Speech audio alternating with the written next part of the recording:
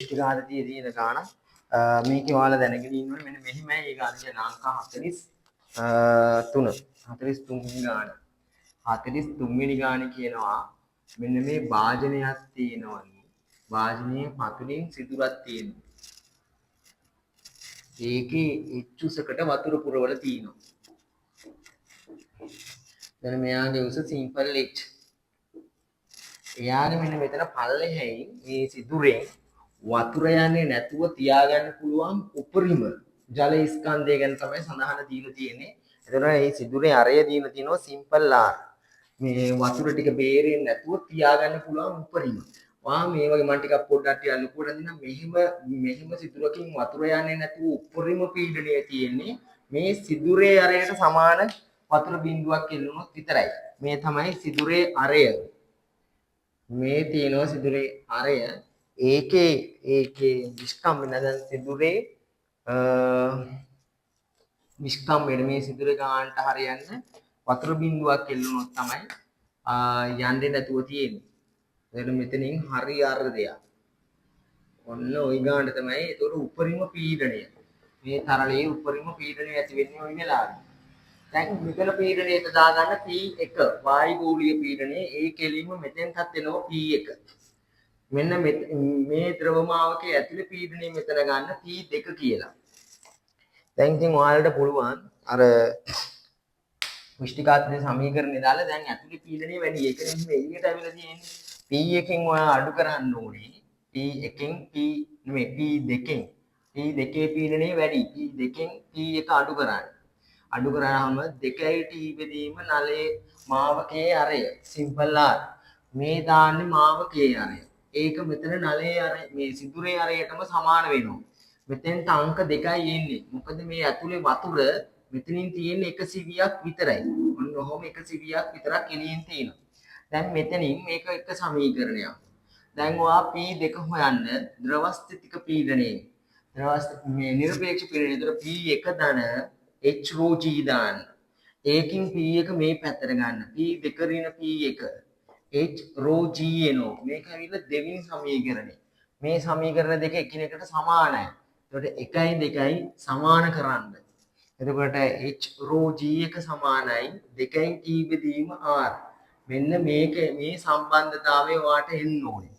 දැන් එයාලා කියනවා ඊළඟට මේකේ මේ ගානේ මේ සිදුර මේකින් හරි අඩක් වතුර පුරවනවලු දැන්. මේ ගානේ හරි අඩක්. මේ සිදුර හිම්මම තියෙනවා. මේකේ හරි අඩක් වතුර පුරවනවලු. එතකොට මේකින් භාගයක්. මේකේ තියෙන වාජනීය හරස්කඩ වර්ගඵලයේ දීලා තියෙනවා A කියලා. මේ හරස්කඩ වර්ගඵලය. ඔහොම ගත්තොත් හරස්කඩ වර්ගඵලය තමයි A කියන්නේ. මේක උඩින් ස්කන්ධයක් තියලා දිනවලු. එයාලා අහනවා මේ සිදුරෙන් වතුර යන්නේ නැති වෙන්න තියන්න පුළුවන් ස්කන්ධය අවම ස්කන්ධය අහන. දැන් මේක mg මං mg කියලා ගන්නවා. දැන් වතුර බිඳුවර කලින් කතාවමයි. වතුර බිඳුව පල්ලෙහාට යන්නේ නැති වෙන්න නම් මේ සිදුරේ අරයට සමාන එතකොට හරි අර්ධයක්. හරි අර්ධයක් මෙතන තියෙන්න ඕනේ. මේ සිදුරේ අරය. දැන් ඉතින් මොකද්ද කරන්න ඕනේ? එතකොට ඔහොම තිබුණොත් විතරයි වතුර ටික බේරෙන්නේ නැතුව යන්නේ.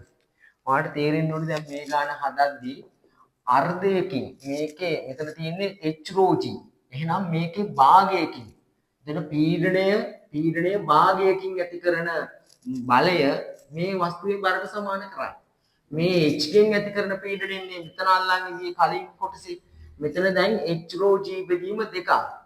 එහෙනම් ජලයේ අර්ධයකින් ඇති කරන පීඩනය අර්ධයකින් ඇති කරන පීඩනය දැන් වාට හැකි ඒක පීඩන වෙනසක් ඇත්ත. ඇති කරන පීඩන වෙනස.